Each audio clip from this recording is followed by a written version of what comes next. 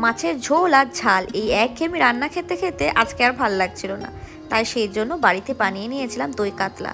তো কাতলা মাছগুলোকে নুন, হলুদ, একটু লেবুর রস দিয়ে ভালোভাবে মাখিয়ে রেখেছিলাম। হলুদটা কিন্তু এখানে আমি অল্প পরিমাণে দিয়েছিলাম, দিয়ে সর্ষের তেলে ভালোভাবে মাছগুলোকে ভেজে নিয়েছি। এরপর ওই মাছ ভাজা তেলেতে আমি দিয়ে দেব গোটা গরম মশলা আর সামান্য একটুখানি কালো জিরে। গরম মশলা আর কালো জিরেটাকে তেলের সঙ্গে ভালোভাবে একবার নাড়াচাড়া করে নেব। এরপর ওতে আমি দিয়ে দেব পেঁয়াজ বাটা। এখানে আমি দুটো মিডিয়াম সাইজের পেঁয়াজকে ভালোভাবে পেস্ট করে নিয়েছি। পেঁয়াজ বাটাটাকেও তেলের সঙ্গে ভালোভাবে একবার নাড়াচাড়া করে নেব। ওতে দিয়ে দেব দুটো কাঁচা লঙ্কা। কাঁচা লঙ্কাগুলোকে আমি ভালোভাবে চিড়ে নিয়েছি। এরপর ওতে দিয়ে দেব রসুন বাটা। রসুন বাটাটাকে দিয়ে তেলের সঙ্গে একবার ভালোভাবে নাড়াচাড়া করে নেব। আর দেব আদা বাটা।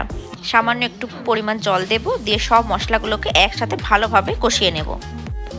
মশলার নিচটা ধরে যাচ্ছে, সেই জন্য সামান্য একটু পরিমাণ আমি জল দিলাম, দিয়ে আবারও ভালোভাবে নাড়াচাড়া করে মশলাটাকে ভালোভাবে কষিয়ে নেব। এরপর দিয়ে দেব 1 চামচের মতন জিরে গুঁড়ো, স্বাদ মতো নুন দেব এবং সামান্য একটুখানি চিনি দেব। আবারও সব উপকরণগুলোকে ভালোভাবে একসাথে কষিয়ে নেব। এরপর আমি দিয়ে দেব টক দই এবং কাজু বাটা। এখানে আমি 4টের মতন কাজু নিয়েছিলাম। দিয়ে সব উপকরণগুলোকে ভালোভাবে আরও একবার ফুটিয়ে নেব। তো ভালোভাবে ফুটানো হয়ে গেলে ওতে আমি দিয়ে দেব কাতলা মাছ ভাজা। মশলার সাথে মাছগুলোকে একবার ভালোভাবে নাড়াচাড়া করে নেব। মাছটাকে ভালোভাবে ফুটানোর জন্যে আমি দিয়ে দেব আর একটু বেশি পরিমাণে জল। মাছগুলো ফুটে এলে ওতে আমি দিয়ে দেব সামান্য একটুখানি গরম মশলা গুঁড়ো।